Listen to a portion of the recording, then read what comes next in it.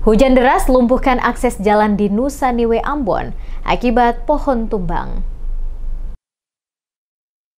Curah hujan tinggi yang mengguyur wilayah Kecamatan Nusa Niue, Kota Ambon sejak Selasa pagi 22 Juli 2025 menyebabkan sejumlah akses jalan utama lumpuh total. Jalur vital yang menghubungkan kawasan Latu Halat, Silale, Erlo, hingga Seri ke pusat kota Ambon tidak dapat dilalui kendaraan akibat pohon tumbang yang menutup badan jalan. Berdasarkan pantauan langsung di lapangan, pohon bambu berukuran besar tumbang tepat di kawasan Dusun Uwai Nener.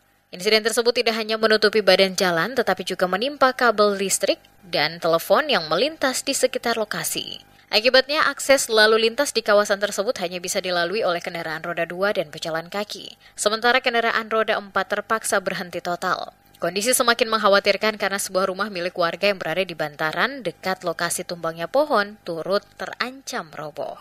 Rumah tersebut berdiri tidak jauh dari rumpun bambu besar yang juga ikut tumbang bersamaan dengan pohon besar lainnya. Tumbangnya pohon dan rumpun bambu menyebabkan akses jalan dari dan menuju kawasan Nusa Niue lumpuh total selama beberapa jam. Selain mengganggu mobilitas warga, insiden ini juga memicu kekhawatiran akan bahaya korsleting listrik akibat kabel yang tertimpa.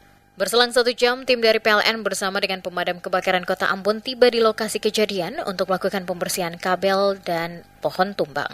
Proses pembersihan berlangsung dengan hati-hati mengingat kabel listrik yang masih terhubung dan kondisi tanah yang licin akibat hujan. Hingga berita ini diturunkan, proses normalisasi akses jalan masih berlangsung dan warga diimbau untuk tetap berhati-hati serta menghindari jalur terdampak hingga kondisi benar-benar aman.